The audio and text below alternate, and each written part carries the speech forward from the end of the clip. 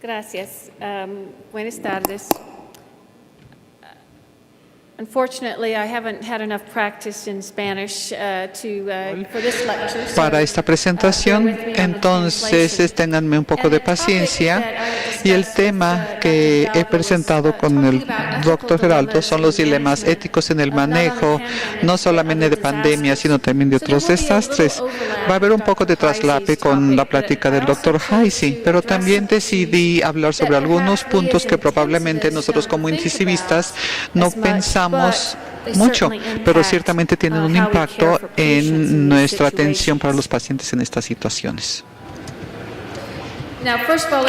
Primero vamos a empezar con la definición de un dilema ético y básicamente esta es una situación que involucra la necesidad de elegir entre dos o más cursos de acción moralmente aceptables o podrían ser elegir entre dos o más alternativas igualmente inaceptables. Lo que es interesante es que lo que podría ser aceptable para mí podría ser considerado inaceptable para otros. Entonces tiene que ver con la perspectiva en muchos casos. Los dilemas éticos que quisiera presentar, y algunos casos brevemente, son el deber de cooperación, la asignación de recursos o cómo establecemos prioridades, no solamente para equipo y medicamentos, sino también acceso a cuidado crítico. También el tema que no hemos mencionado mucho es en la obligación de tratar algunas palabras sobre investigación durante los desastres. Estos dilemas éticos incluyen a organizaciones, al gobierno de nivel global, nivel nacional, hasta el nivel local y a su nivel de terapia intensiva. Esto tiene, lo que hacen el gobierno y las instituciones tiene un impacto en lo que hacen ustedes y tiene un impacto en los pacientes que estamos atendiendo. Vamos a empezar con el deber de cooperación. Pienso que esto se basa en los principios éticos de reciprocidad y de justicia.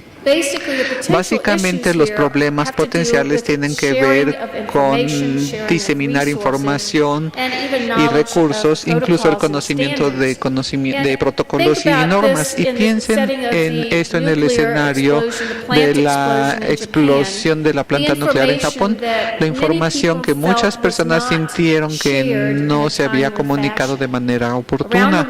En todo el mundo estábamos esperando escuchar cuáles fueron las consecuencias. Ciertamente con la influenza aviar, compartir la información en todo el mundo fue un factor crítico y también compartir el equipo, la respuesta de desastre, sea un tsunami o un terremoto o en una pandemia. Para darles un ejemplo de algunas de las dificultades y de los problemas éticos que salen con la cooperación global, podemos hablar sobre el intercambio de muestras de virus como en la influencia aviar. En 2006, Indonesia se negó a compartir su virus H5N1 con la Organización Mundial de la Salud. Su posición era que el virus sería utilizado para producir vacunas que ellos no podrían pagar. Esto ha cambiado ciertamente con el virus de H1N1 en 2009. En un mes de secuenciamiento del virus se colocó a nivel público en Internet, aunque tenemos algunas dificultades aquí, hemos aprendido algunas lecciones.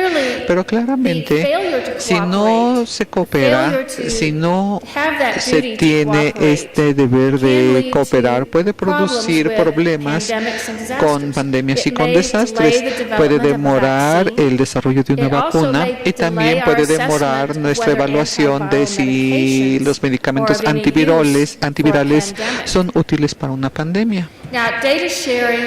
El intercambio de datos, esto me voy a referir con la pandemia de influenza, y tenemos un sistema de vigilancia en muchos países que es supervisado por la Organización Mundial de la Salud y de hecho funcionó con H1N1.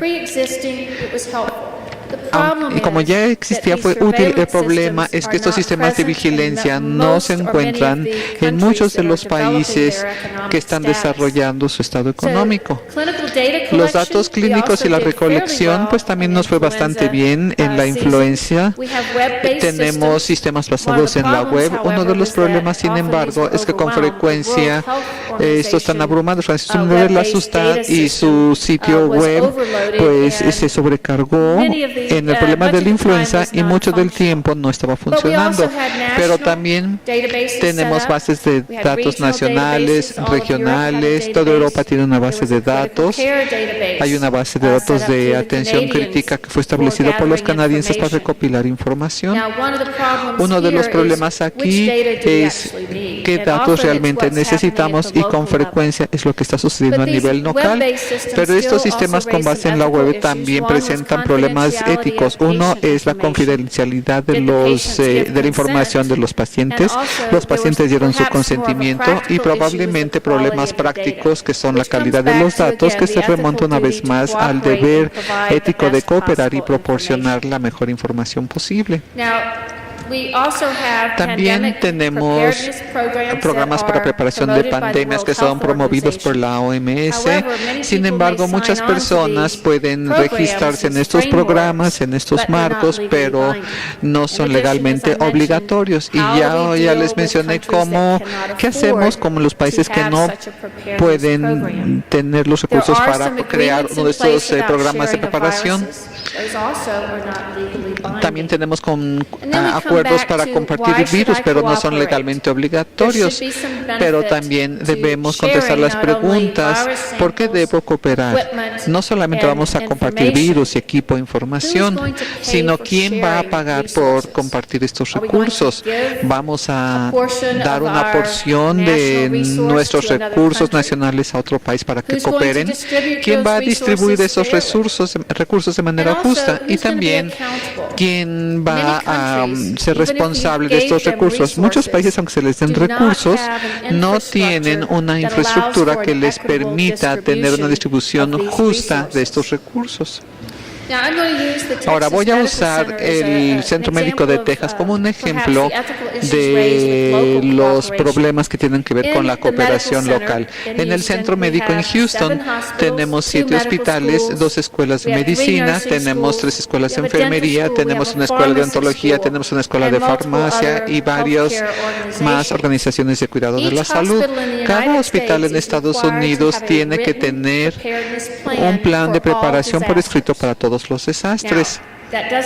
Esto no significa que yo tenga que cooperar con el hospital que está junto a mí.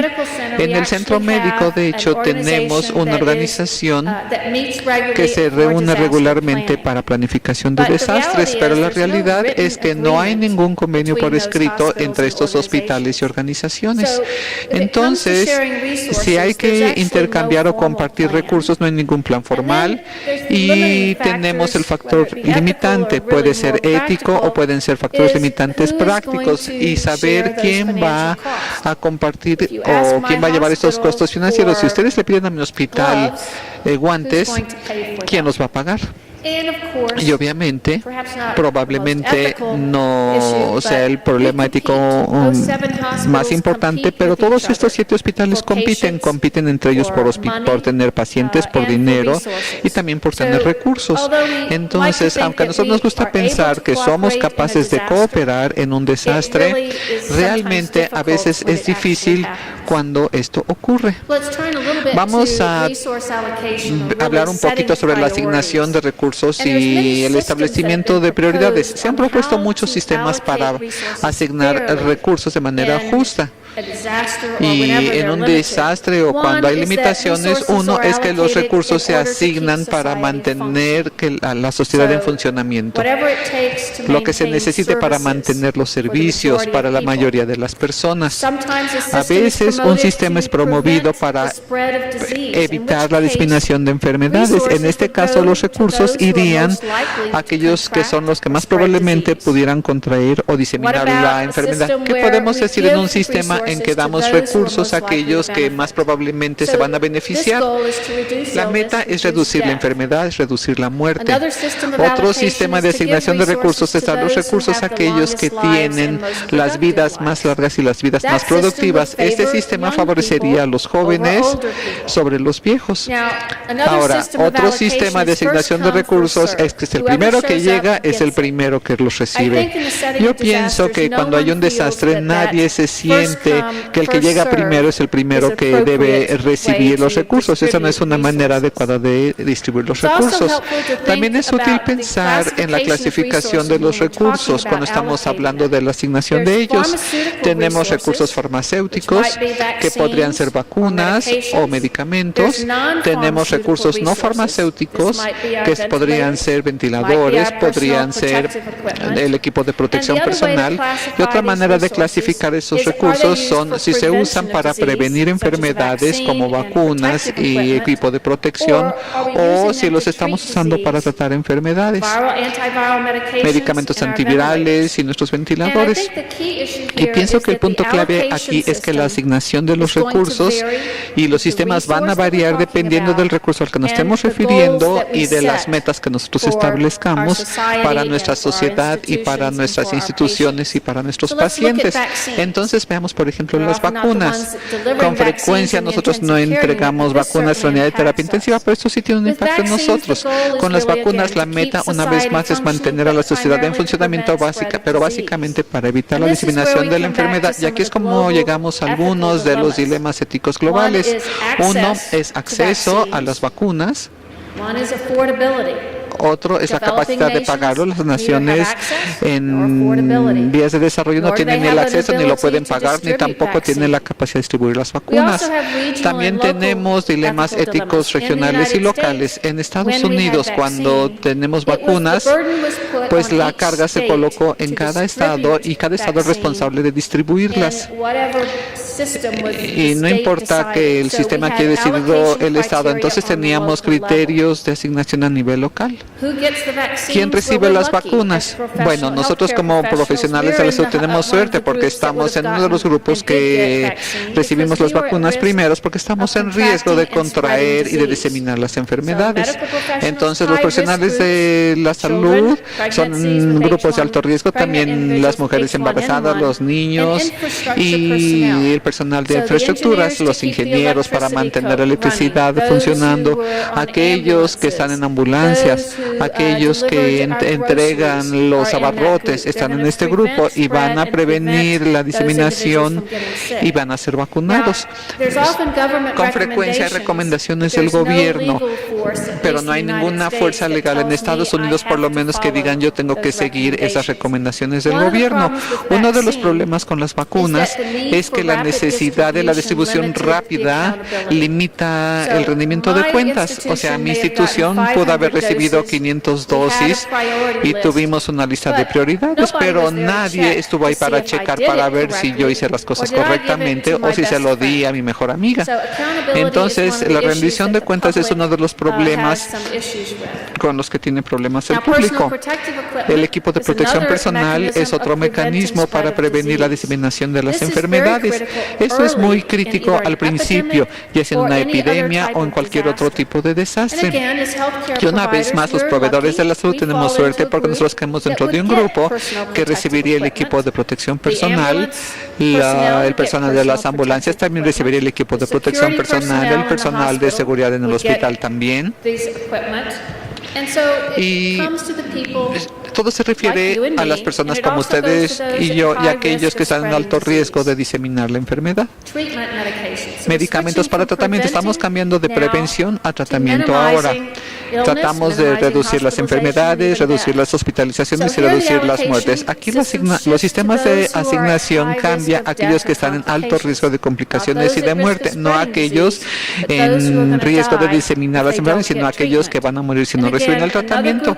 Y de nuevo, otro grupo que cae aquí y que es una prioridad son aquellos que ayudan a la sociedad a continuar en su funcionamiento.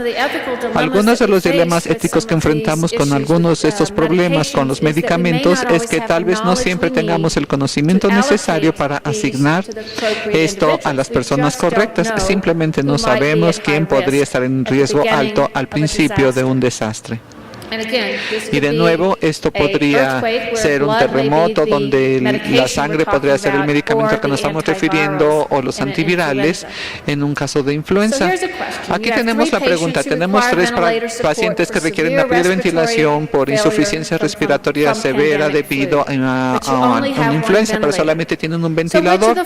¿Cuáles de los siguientes pacientes debe tener la prioridad para recibir el ventilador? Un maestro jubilado de 70 años que tiene 40% probabilidades de sobrevida, un millonario de telecomunicaciones de 65 años con 40% de probabilidades de sobrevida, como Carlos Slim, o una madre de 35 años que tiene 2 hijos con un 50% de probabilidades de sobrevida.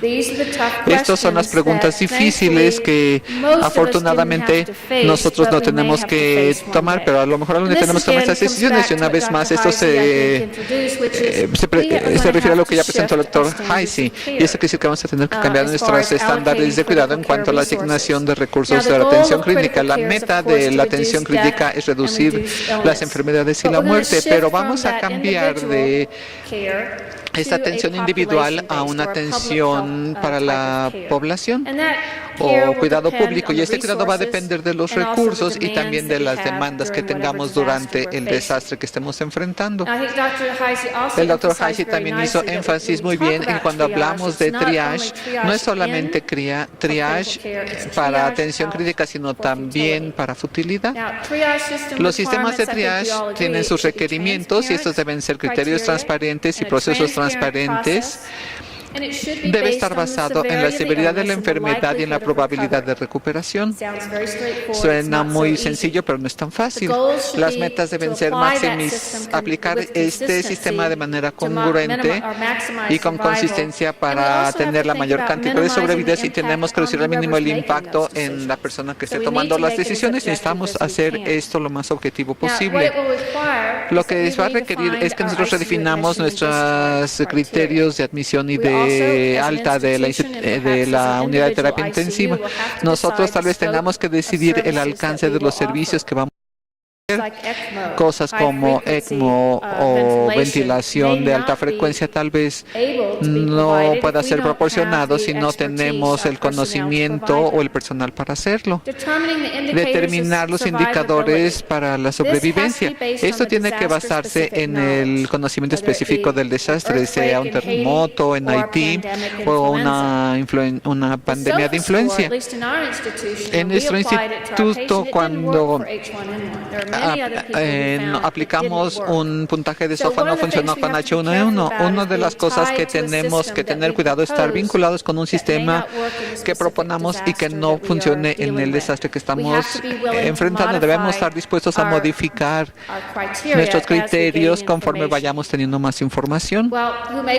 ¿Quién toma estas decisiones para el triage de atención crítica? Bueno, el doctor Heisey ya presentó el hecho de que esto deben ser equipos, no debe ser una sola persona.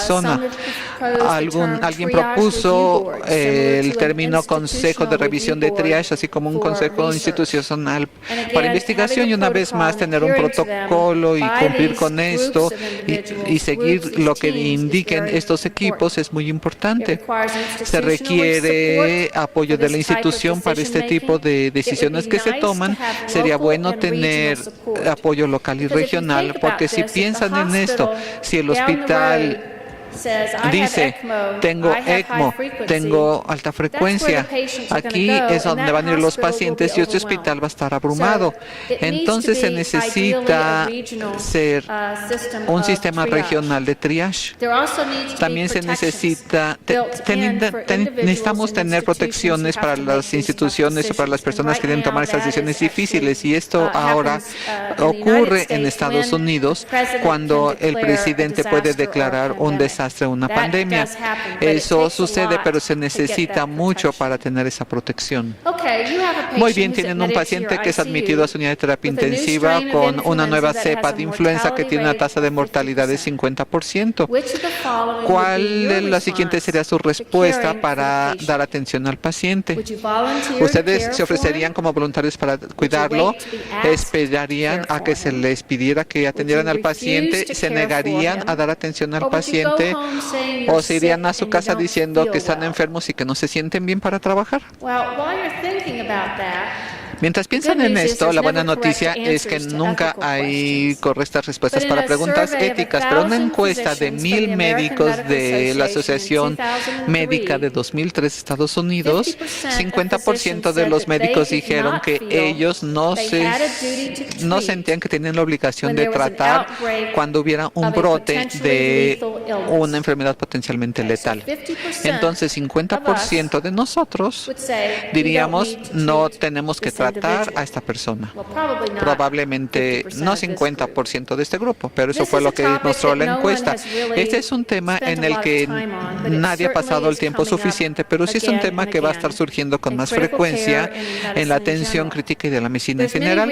Hay muchas razones que se han propuesto para decir que nosotros sí tenemos la obligación de tratar. Una es que es el consentimiento expresado. Esto es extremadamente raro. Aquí es donde sus contratos digan que ustedes van a proporcionar atención cuando hay un desastre. Menos de 1% de los contratos probablemente especifican nada de lo que se tiene que hacer con desastres.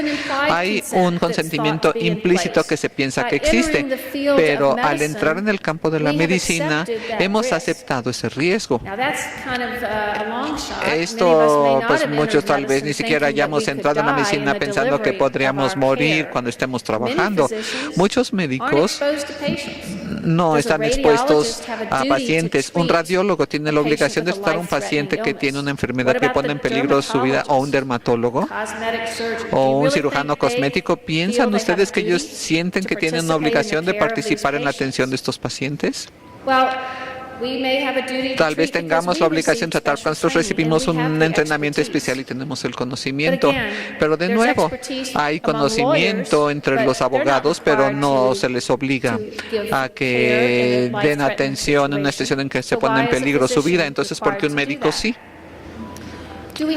Tenemos un contrato social. Muchos de nosotros tuvimos entrenamiento médico que fue subsidiado a través de instituciones o becas o programas de gobierno, y recibimos beneficios al ser médicos. Tenemos el equipo de protección, tenemos las vacunas, todo eso lo recibimos. Entonces, ¿tenemos un contrato social que significa que tenemos la obligación de tratar a estos pacientes? ¿Qué podemos decir de nuestras organizaciones profesionales? Tenemos códigos de éticas y tenemos juramentos, pero lo que es interesante, por lo menos de las organizaciones profesionales de Estados Unidos, pues ellos no enfrentan la obligación de tratar. Muchas de ellas han quitado parte de esta redacción de los contratos. Inclusive tenemos una responsabilidad con la salud pública. Probablemente no pensábamos en esto cuando estábamos en la escuela de medicina y ni siquiera lo pensemos en ellos ahora. Estamos enfocados en su unidad de terapia intensiva, pero tenemos una obligación con el público, con la salud pública, con el bienestar de toda nuestra comunidad. Otra cosa, se dice que el público tiene confianza en nosotros, tal vez no en Estados Unidos. En Estados Unidos ya no nos tienen tanta confianza en nosotros, pero muchas personas en la sociedad tienen confianza en los médicos, tienen confianza en nosotros y confían en que los vamos a cuidar cuando se enfermen, aunque signifique que estemos expuestos a un riesgo alto. La otra razón por la cual tengamos la obligación de participar en la atención de estos pacientes es que tenemos la obligación con nuestros compañeros médicos. Tenemos la obligación de compartir esta carga y no dejar que solamente unos pocos lo hagan. Hay ciertas limitaciones y probablemente necesitamos definir este alcance de nuestra obligación de tratar. No es algo absoluto. Tenemos que reconocer que hay varias obligaciones. Tenemos obligaciones personales con nuestra familia, con nuestros amigos y también con tenemos obligaciones profesionales, que es proporcionar cuidado a pacientes infectados o lesionados, y tenemos que reconocer esto. Todos somos seres humanos, tenemos estos conflictos y estas obligaciones en conflicto, y tenemos que tomar en consideración estas obligaciones cuando estamos decidiendo cuáles son nuestras obligaciones para tratar a los pacientes bajo estas circunstancias. Y en las instituciones, probablemente, incluso los gobiernos necesitan tomar en consideración qué es lo que se va a pedir de los proveedores de salud. Se nos va a pedir que estemos en cuarentena y que seamos retirados de nuestras familias durante varias semanas y meses.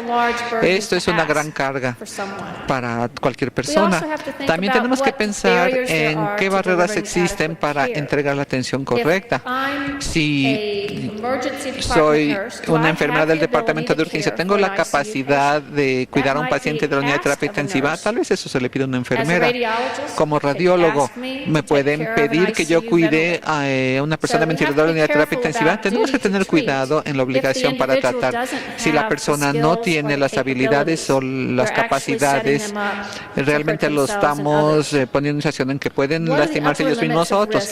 ¿Cuáles son los límites superiores de riesgo que debemos aceptar?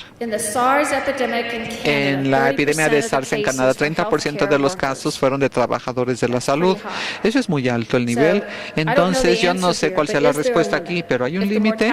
Si la tasa de mortalidad es de 80%, esto nos libera de la obligación de tratar. Reconocer nuestras demandas en conflicto es importante, y también ver qué es lo que espera la sociedad, pero tal vez tengamos que ser explícitos con la sociedad y decirles, esto es lo que esperamos de nuestras profesiones. Tal vez debemos decidirlo eso desde ahora. También tenemos otras obligaciones que tenemos como proveedores de la salud. Tenemos la obligación de proteger a nuestros pacientes. Y esto es importante porque, por lo general, puede significar que nosotros estemos obligados a obtener y aceptar cierto cuidado que no habíamos pensado antes, como vacunas. En mi institución es obligatorio que todos los proveedores de salud, que todos los empleados reciban las vacunas de influenza. Hay una obligación del gobierno a nivel nacional que se está pensando. Esto no ha ocurrido, pero eso es una preocupación. Esto puede ser obligatorio en el tiempo de una pandemia, y eso es para evitar la discriminación a los pacientes, pero también para mantener el personal. Quieren que el personal se mantenga sano. El equipo de protección. Si nosotros tenemos equipo de protección, nosotros como profesionales de la salud tenemos la obligación de usarlo y de usarlo correctamente para protegernos a nosotros mismos y proteger a nuestros pacientes.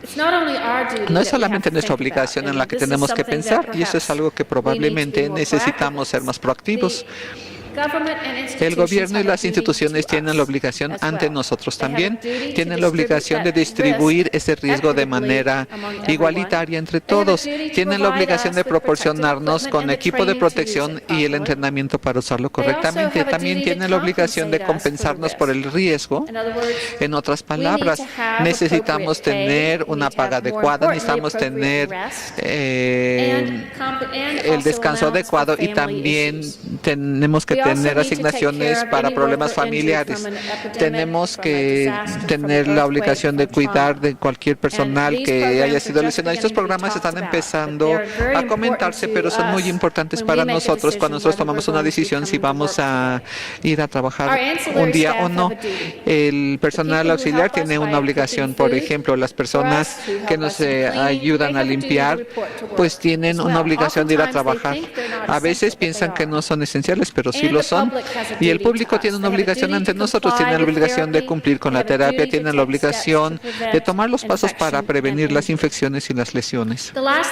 Lo último que quiero mencionar es un par de cosas sobre algunos de los dilemas éticos que enfrentamos en los desastres con respecto a la investigación. Realmente nadie ha hablado mucho de ello, pero si piensan en esto, tenemos una obligación ética de desarrollar un manejo óptimo durante los desastres, sea que sea una epidemia epidemia de influenza. Si piensan en H1N1, hubo personas que creían en dar esteroides, personas que pensaban que ECMO salvaba vidas, que la ventilación de alta frecuencia salvaba vidas, pero realmente no sabemos la respuesta a estas preguntas. También no sabemos qué tan efectivo es el tratamiento antiviral o cuán viral haya sido o cuánto tiempo se deba usar, qué dosis deben hacerse, se deben aumentar las dosis. Necesitamos tener ciertos mecanismos para contestar esas preguntas durante una epidemia o por lo menos empezar a contestarlas. Piensen en el colapso del World Trade Center. Sabemos que hubo toxicidad de los gases que se inhalaron. Nadie había pensado en eso en esos momentos. Ahora ya estamos viendo investigación para ver cómo se reduce la función respiratoria, pero también hemos de pensar en investigación y ver cómo estamos asignando los recursos durante ese desastre para ver si podíamos tener un mejor sistema. También nos encantaría hacer la investigación, pero recuerden que también tenemos la obligación de proteger a las víctimas de los desastres. Entonces, eso es un equilibrio difícil y lo que esto significa que al pensar en la investigación debemos tener cuidados en el equipo clínico. Cualquier investigación que propongamos debe equilibrar el riesgo y los beneficios de manera muy claramente para iniciarla durante un desastre. También necesitamos tener mecanismos para instituir la investigación rápidamente. Esa obligación tal vez deba remontarse al gobierno y a otras instituciones. Otra cosa es que necesitamos fondos. Esto va a tener que provenir probablemente del gobierno. Y también la investigación necesita el intercambio de datos. Se necesitan bases de datos. Creo que tenemos la habilidad de hacerlo. Otra cosa es la cooperación. Esto se requiere para la investigación, pero también un poco de competencia, porque de hecho trabajamos mejor cuando hay competencia. Entonces yo los invito a que piensen en eso en el futuro en cuanto a la ética y la investigación y todo lo que tiene que ver con desastres y epidemias. Voy a parar aquí y muchas gracias por su atención el día de hoy.